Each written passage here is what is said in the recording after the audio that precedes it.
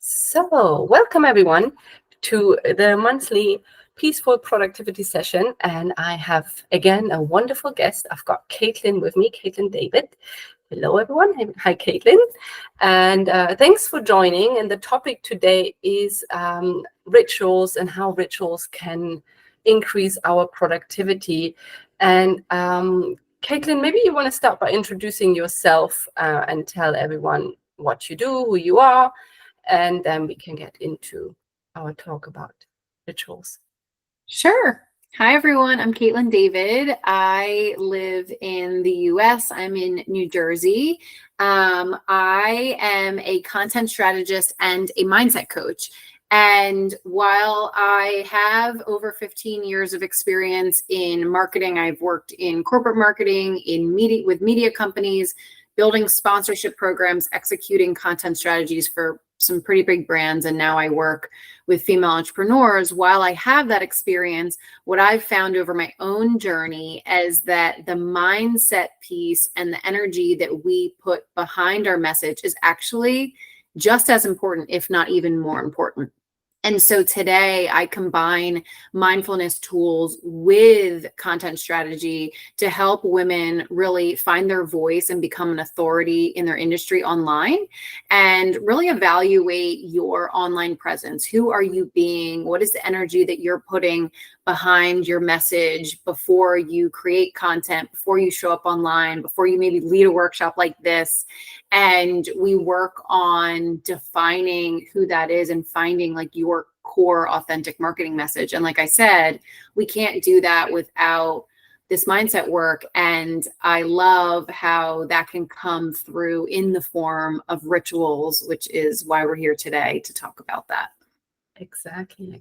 Yeah, I totally agree. It's exactly like that with the peaceful productivity as well. There is all these tools and techniques that we can apply, but it's got a lot of mindset to it as well. The mindset of like not having to do it all, for example, because that leads to the peacefulness, or doing the things that you enjoy and then potentially outsourcing or delegating, or not even bothering to do the things that you don't enjoy. It's all about, like what kind of mindset, what kind of person are you? Managing your energy is a big part for me as well of being peacefully productive, because we can be hyper productive and at the end of the day crush on the sofa and be semi-dead, or we can have energy for other things, and that could be in business or just for fun, like having a hobby in the evening, doing something nice and creative, and just instead of just zoning out in front of Netflix. For me, that's like a big part of what I do, and rituals definitely help to get into it. So maybe if you want to just start by sharing a little bit, how would you use rituals, especially around the work that you do, your content creation, and how can entrepreneurs that you work with utilize rituals? So I think if we start with, as entrepreneurs, we might be developing an offer or promoting our offer, creating a sales page, creating an email or social media content. We're trying to get our message out there. And a lot of the entrepreneurs that I work with are making a huge impact. They are very purpose-driven, heart-led entrepreneurs, conscious entrepreneurs who are making a huge impact when they work with their clients. But what I see is this gap between when they're working their clients and when they show up online, and they start to kind of like shrink themselves because there feels like there's this rule book or these strategies that you have to follow. And if you don't follow it this way, then you're not going to see success. And that's when we tend to overthink and then we get frustrated. So I like to kind of like take a step back and look at it from the beginning of like how you help people and like really developing that core message. And when do those messages like truly drop in for you? Like when are you kind of in that state of mind where you're feeling like, oh, that's such a great idea, or you feel super confident? And when you start to think about those things, start to make a list of what are the activities that you're doing when you feel really good and you are getting inspired. So like for me, it might be taking a really grounded walk in nature, working out. Like for me, I know I have to really move a lot of energy. If you're familiar with human design, I'm a generator. And so like I am meant to be like getting the energy out. So I know that like that really helps. So like if I didn't start my day with a workout, like can I at least get a walk in? And that's usually when ideas drop in for me. And then, so like, if you're going to do something creative where you're like, okay, I need to like put my message on the page. I like more creative rituals. And something that you can do is actually tap into creativity, even if you don't think you're a creative person, by doing something playful. So if you're a visual person, using tools like graphic design tools, or like going on even on Pinterest, and maybe even looking at something that's completely unrelated to your work, but like making a Pinterest board of things that inspire you, like maybe it's colors or images that like reflect your brand, or just like getting in that headspace of like something totally separate from your business, that can be really helpful.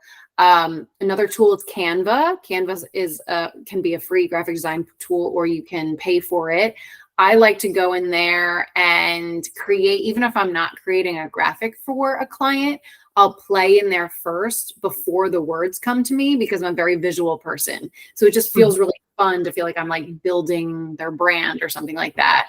You're building a new offer. I do this for myself too. Like I'll create like Instagram story slides that are like more graphic based. A lot of times I don't even end up using them, but it helps like build the idea and the picture in my head of the feeling that I am energetically sending to another person that I'm promoting my offer.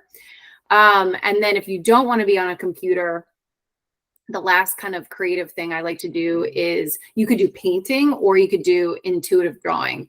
And you can just keep a thing of markers, a pad of like just paper without lines, if that's helpful, on your desk, so that every time you're going to do like a creative act before you start, you can just do intuitive drawing. Just grab a marker, don't even think about it, just start doodling on the page. It doesn't have to be anything specific. It could be coloring the whole page. You could be doing swirls. I did this in a group one time, and someone was like, I don't know why, but I drew a football on the page. Like, who knows? Like something is working through you, and you're probably more creative and more intuitive than you think. And there's a reason these like symbols and things are coming up, but like, don't even try to read into them. Yeah. It's truly just to express the energy and allow ideas to drop in. And then you never know, like a message might come in. So that's like one way to like when you're trying to get into the creative mindset. Yeah, I love that. Yeah, definitely. I mean, the people in my community know that I'm all for creativity, and I just love using all sorts of medium and all sorts of ways to just activate the creative mind, because I think it's so important, especially when you work on like in your business with strategy and, like you said, sales pages and messaging and technology and tools and whatnot.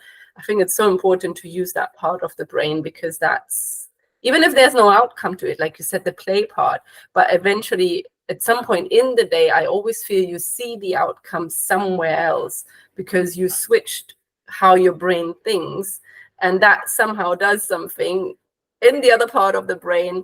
And an hour later, that idea, that thing that you were working on, and suddenly it's like, oh, I should do this. And I mean, it happens to me so much. Like I work on something and I'm like pretty happy with the outcome.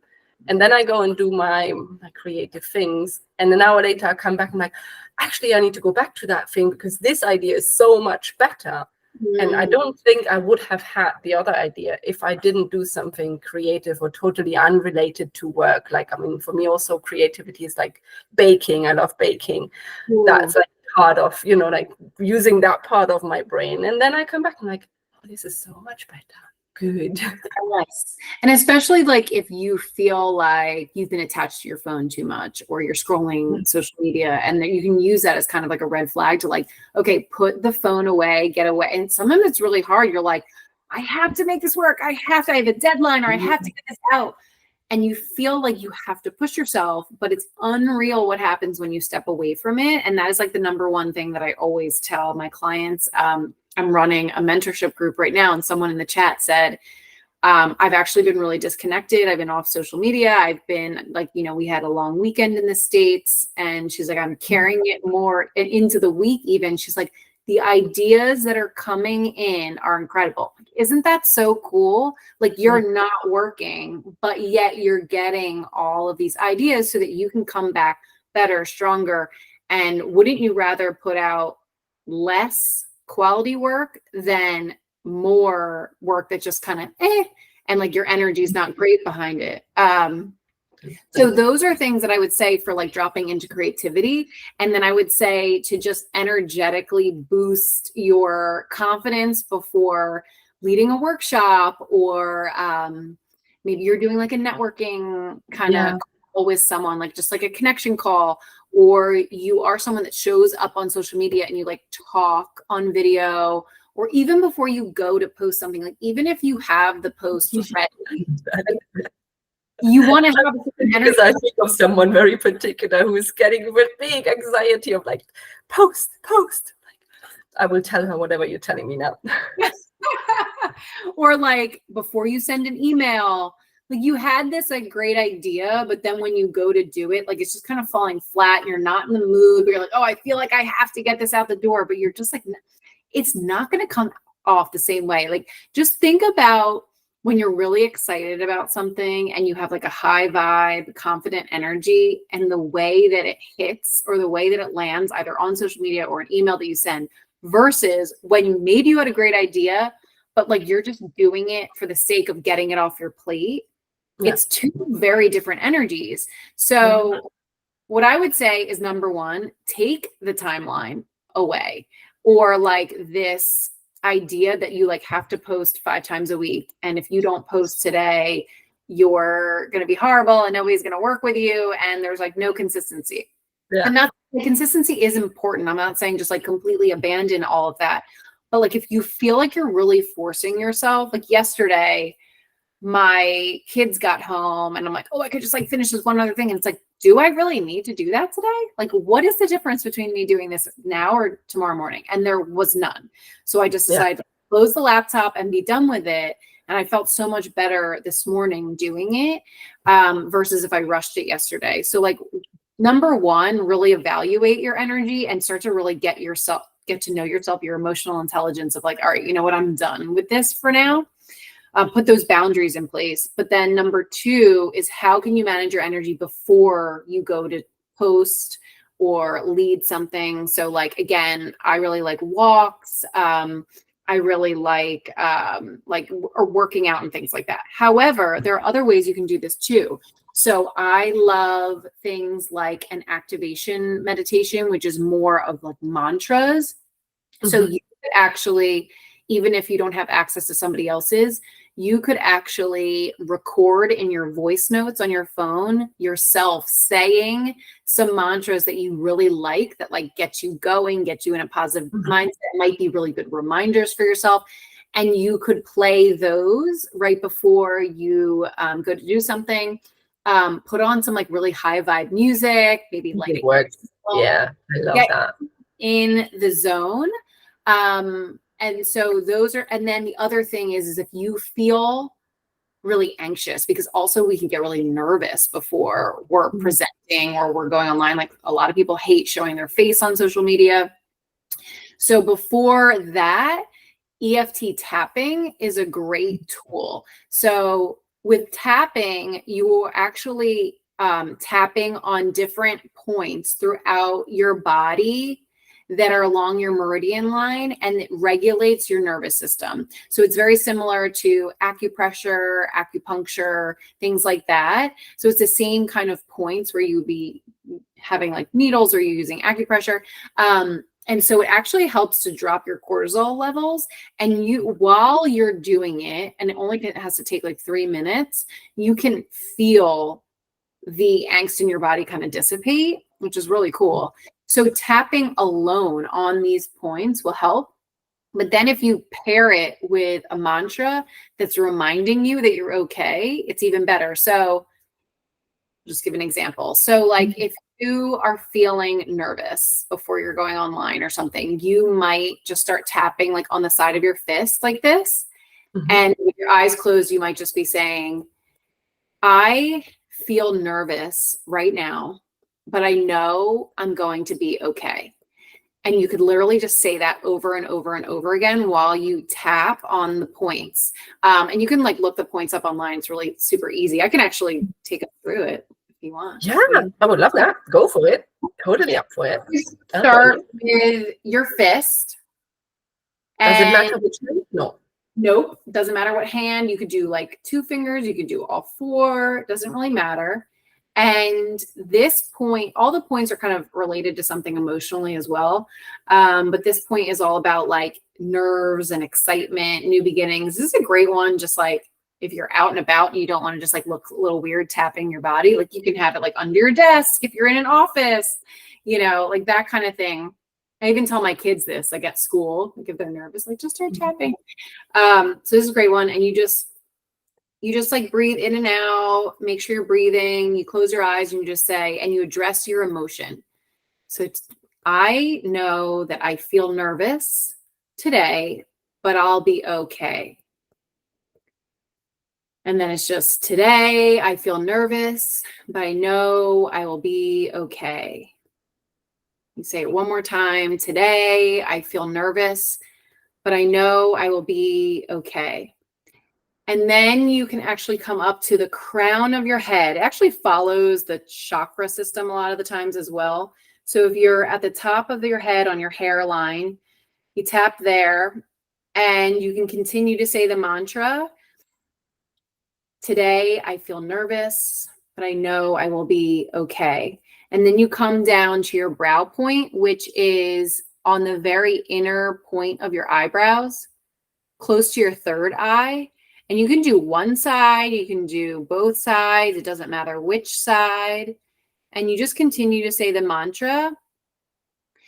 And then we move to our outer eye, which is right on the corners, pretty close in. And you may feel a little bit of a sensation, particularly around your eyes. One, because it's a very soft area on our body that doesn't necessarily feel these kinds of tapping.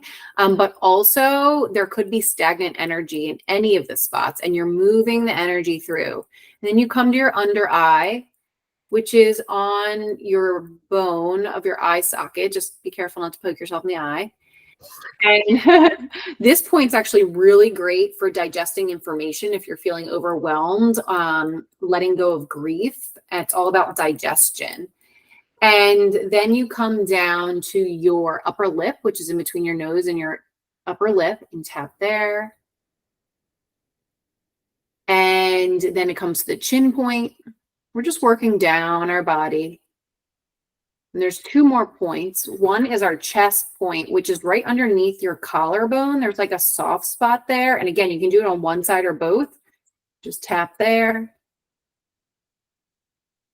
And the final point is like your mothering, nurturing point. And this is your underarm, but it's like behind your underarm. So if you're a woman, you might be wearing a bra. So it's like on that line back there. And again, a lot of people feel a sensation there as well. Again, it's like the mother nurturing line. And also it's just, it might not be a spot that gets a lot of attention. And then you would come back to your fist again. So I would say to do that at least 3 times around saying your mantra. But when I start, I always say the mantra 3 times to start, to kind of like start the cycle the first time. The next time you go around, you have to do it that way. And then I usually just like take a deep breath in, bring my hands over my head, a big breath out, just dropping my hands, feeling the energy field, and then just relaxing my body and kind of just putting my hands on my heart and meditating for a minute and feeling into how I'm doing now. It's a great way to say like, okay, if I was feeling like a 3 today, like not so great, maybe now I feel 5. Like the goal isn't to get to a 10, but like how can you move up the scale and calm some of your nerves before you go do something hard? I love that. yeah, I definitely feel more energized now. I mean, like I said, yeah, for me it's 9:30 almost. I had quite an intense day, and I felt a little bit, okay, I need to get the energy going, but I feel like now it's there. So thank you. Yeah. Hopefully I can fall asleep later, not stay up until midnight when I'm feeling so energetic now. Oh my gosh, that's funny. No, I love that. Thank you. That's so interesting. Like, yeah, I've read about EFT and I've seen people do it. I've tried it, like just like following an like a tutorial as well, but I've never practiced it. But I think it's definitely something I want to dive deeper. And I think my son could use some of that. He seems to be becoming a bit of an anxious little person, so you have to. Yeah, well, my older one, it was kind of like, she like, you're a bit like funny, whatever. But my younger daughter actually really likes it, especially if I'm doing it with her. Like, she kind of thinks it's funny at first, and then she just like, it's like kind of like playing. But yeah, cool. All right, yeah, so I love that. So your rituals to shift the energy and to show up in that best energy, so that basically whatever you're doing gets the best possible results. Because yeah, I mean, we all have sort of different emotions that can come up. Like, I used to hate doing these kind of things, being on camera. I've overcome that finally after years and years, but the first times were horrendous. And yeah, so I remember I there was a lot of stuff, right, is like practice and continuing to do it, right? Like, I think a lot of times so many people are doing all these things that we're like, think that we're expected to just know how to do it, but it's almost like public speaking. Like, people usually are trained or have a coach to become a really great public speaker. And we're not necessarily doing that in the online space. We're not learning how to do this. So like, just by taking action, you're moving the needle, but like, what are some tools to help ease you into it, so that you don't feel so incredibly nervous that you just feel like, oh my gosh, this is awful. Or if you're like already setting yourself up for failure before you even go on, then it's not going to be the same energy. Exactly. Cool. And something else I wanted to talk to you in terms of rituals are transition rituals that help us to, I mean, I think part of what you explained already with like getting creative is sort of some sort of transition from the one side of the brain to the other side of the brain. But do you have any transition rituals that help you to go through different phases of your day, of your life? Yeah. So the tapping is definitely a big one for me. For a while, I was doing that a lot, from like transitioning from work to before going to get my kids. I know you've shared with me your transition ritual. I love how you like set a timer, because otherwise you don't remember, right? So even if it's 5 minutes before you have to leave, or 5 minutes before you're going to do another task, is to leave that time. Like, it doesn't have to be something that's so long.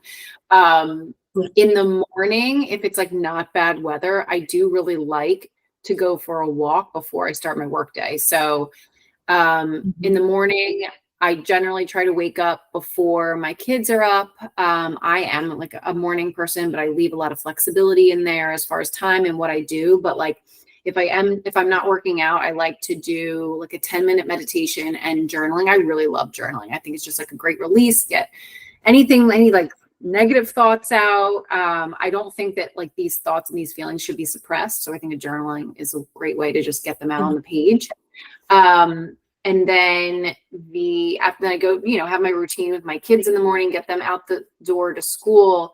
And then after that, if I can work it in, and I try to, and if the weather is nice, especially, I'll go for a walk.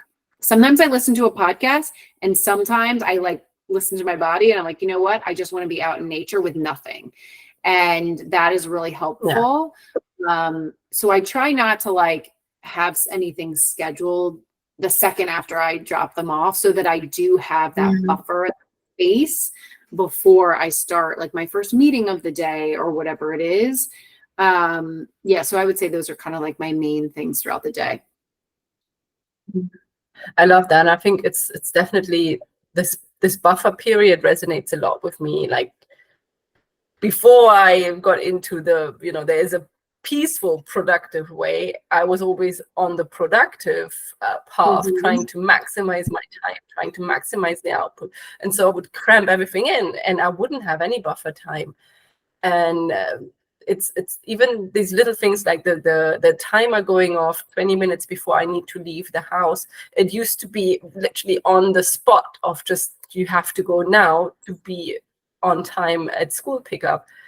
But this like 20 minutes buffer, or even in the morning, makes a huge difference, because it just allows you to have space and to tune into your body and see, what do I need? Do I need that walk? Do I want to listen to a podcast, or do I just want to be quiet today? Or, do I, whatever it could be. Like, it's just, if we don't have these little time spaces, we don't get intentional. And this is what we shared, like what we talked about before, is like the whole ritual has an intention. It's an intention. How do I want to feel? And how do I, what do I want to achieve? And how do I want to show up, instead of just go and execute, but maybe not really bringing along your energy in the way you could be bringing it along, or just at the end of the day, being just depleted, exhausted. And and I mean, we're both moms, so we know how exhausted, depleted moms react. They don't react in the kindest way.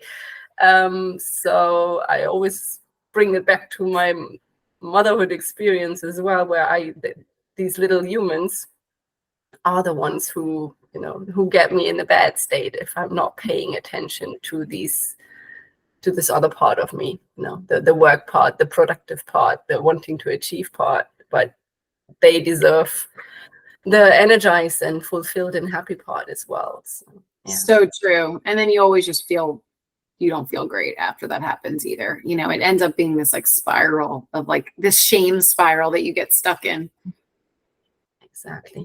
Yeah, exactly. Totally agree. Cool. Well, what else can we talk about in terms of rituals? Anything else you feel called to share? I think those are the main ones, but I think, some, oh, geez, hop off. Yeah, and I knew she said. Yeah, so I think that as far as just routines, when it comes to like marketing and content, I think it's a great idea to once a month or once a quarter be really evaluating what your message and what you're putting out there, because also like we're human beings that are evolving, and while consistency and having a brand presence that's consistent is important in your business, you also want to make sure that you're still aligned, because that's when your energy can change. So I have a 10-minute content audit, and I can provide the link here. Do you think I should pop it in the comments, or? I'm not sure if people who watch the recording will see it, but just make sure I have it anyway. I remember I have it, and I'll add it in when I'm sending out the recording, and I'll put it in the description of the recording as well. Yeah. Okay, cool. So it's a free 10-minute content audit, and it's coming from a place of not necessarily like, dissecting your message. It's more of a high level, like taking a bird's eye view. A mentor of mine always says, it's like a message in a bottle. When if you're inside the bottle, you can't read the message because you're so close to it. But when you're outside the bottle, you can look in and actually see the message. And that's why I love working with coaches and mentors so much, because sometimes you're closer to it than you think, but you can't see those blind spots, or you can't see kind of that value that you're really bringing. But I do think that a lot of times we can also do this for ourselves if we just take that bird's eye view and take a step back. So we have a perception of like how we're showing up online, what our message is, or I'm being really consistent. Why is it not converting? But like evaluating really who we're being and who we want to be. And there's this gap between, usually between who we're being and that authority that we like want to be or we aspire to be. And it's really important to kind of step into the shoes of who we would like to be before we can receive what we desire. So I think that the content audit is actually a great way to get an idea of who you're being in your online presence from an outside perspective. And I use method, which is called the 3C authority marketing method. And the 3Cs are consciousness, right? Like awareness, intention, compassion, which I find is really all about like your values, your responsibility that you have to yourself and to others. And then confidence, like, are you really sharing a message that's like bold, has a perspective, but also like very grounded. So when you go through this content audit, you're going to kind of be evaluating these different pieces of your messaging against this framework.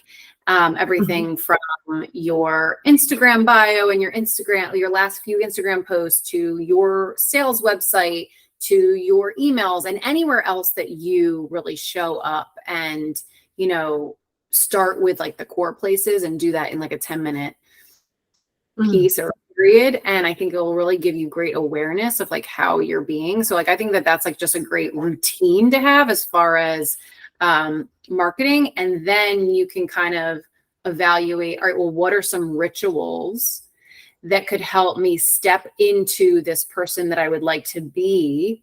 And I'm not saying this is like a mask that you're putting on. It's still you, but it's like this version of you that's maybe a couple, you know, steps further along, or maybe you've been shrinking yourself and you're like, oh, wait, that's like not, I actually have a master's degree in X and I've been working in this field for X, but like, you're like, I'm just over here like a brand new entrepreneur and I don't know what I'm doing and kind of playing small. It's like, let's like step into your power a bit more, and then have to apply the rituals that I shared earlier to help you step into that. But we have to have that awareness first.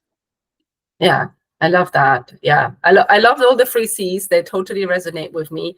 But when you said the part about the boldness, this is what I'm trying to work on for myself at the moment, because I'm definitely more on the quieter side, definitely not that comfortable on social media and that kind of thing. But I do feel I have a strong message to share, and I want to share that boldly. So it's definitely my own part that I'm doing.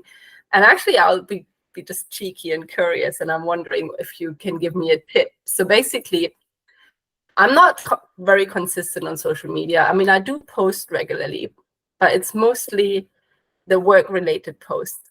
And I often feel that I do, because the peaceful productivity has this peacefulness and the relaxed and the joy in it. And I have that in my day, but I do not want to walk around with my phone recording that in order to put it on social media to prove that I have that part in my life. But there is this element of like, but all you show is work. So I'm wondering if you have a little tip for me, how I could bring that in without necessarily running around with my phone, taping myself, doing what I'm doing, you know, kind of thing. Yeah. Well, I don't think you should like break your own boundaries. And I think even the way that you like framed it, that the prove, like to try to prove yourself, like that doesn't feel like a good energy to be sitting in, right? So like if you start doing that just to like prove yourself, it's not going to come off, right? And you're going to end up getting annoyed and frustrated and just feel like, ugh. So I think like thinking about it in a different way, like, do you have to kind of show that piece, or is it more of like the message around it? Because, you know, when I look at like some messaging, it's not so much necessarily this like peaceful messaging. It's actually could be like a really bold, like in your face message about the importance of having these rituals in place. And sometimes that's actually what catches someone's eye more than like, because I find that like, while it can be super inspirational to like see someone doing their morning ritual or whatever it is, like sometimes people just feel like it's unattainable for themselves. And they are like, well, she can do that, but I can't. And it may not be like within your kind of makeup, your design of like how you show up. Like some people are truly meant to kind of like show what they're doing and rather than like saying it. But that might not be either the season you're in or just even, you know, how you're meant to energetically live and show up.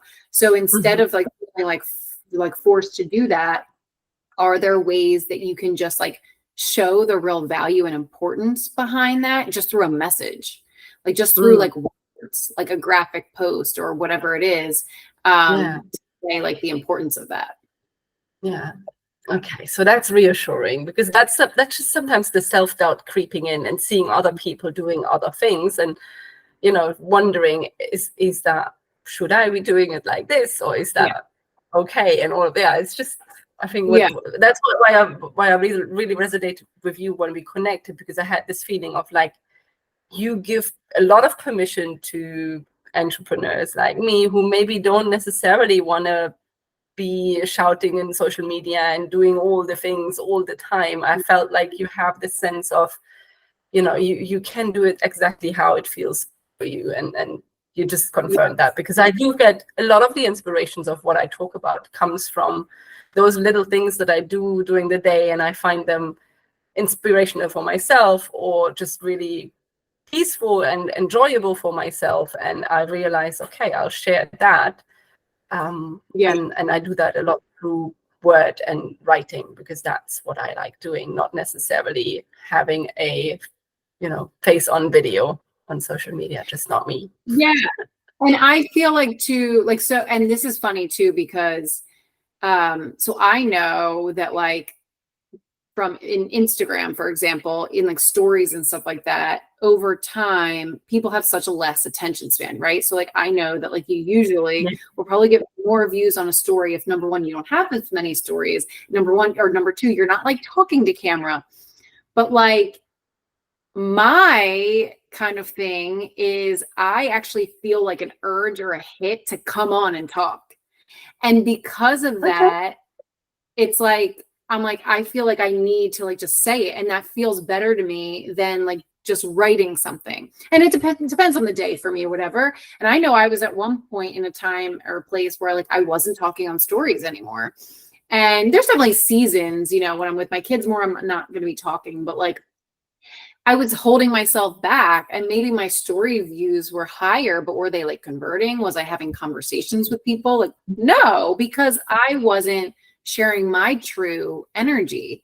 So I think it's really important that we get aligned with that. And then the other thing I would say is, are you someone that kind of just like, you're not on your phone a lot, but like maybe you're just like out and about with your kids and like there's something cool that you see, like I know, like love like sunsets, and I might like snapshot a sunset, or I might like take like a selfie with my kids, and you know there's different comfort levels with like sharing your kids on social medias too, but like rather it than being like this planned kind of like, oh, I'm meditating right now, or I'm on my way to make sure I take a picture, it's more something that that's already bringing you joy, that you have in your camera roll, that you can post, but like write something that ties back to your business and your inspiration. Yeah, exactly. Yeah, I mean, I have definitely a long camera roll of that kind of shots. I just need to get around of posting those. But yeah, that feels much more comfortable than the planned and the like the showing off kind of thing, or the proving, you know, I'm proving that I'm doing the other things and I'm working as well. But that's just where my mindset was getting stuck of like, I don't want to prove. I want to, you know, I want to put it out there genuine, you know what I mean? Yes. A difficult word for German to pronounce. There are certain words that we struggle with, and that's one of those. It's a weird word. Cool. Yeah. Well, thank you for your little session here. Yeah, absolutely. I think social media is changing too. Like, I think that people are sick of seeing the same things. And at one point it was so lifestyle driven, and like we were all like trying to show little snippets. And sure, I think pieces of your life are the ways that people can relate to you and connect to you. But yeah, we don't need to be just like a walking like infomercial all day. Exactly. Totally love that. Cool. Thank you. Well, I don't want to take up more of your time. I'll make sure that I put this link for your 10-minute mini audit in the description and in the emails that I'll share. And I just really appreciate that you took the time to talk to me and share your EFT tapping. I have to look into that a bit more. I have it on my to-do list. I found someone already who does it locally. I just feel like it's something that really helped me like experience that. Yes. And I really want to check it out for my son too. But yeah, I love the yeah, I mean, I really resonated with the creative part of like using different techniques and things to get out of one way of doing it and really tapping into the creativity. But I always really resonate as well with you talking about your energy and how you show up and how you make the most of the energy and bring the true and authentic energy into what you do. I think it's so important.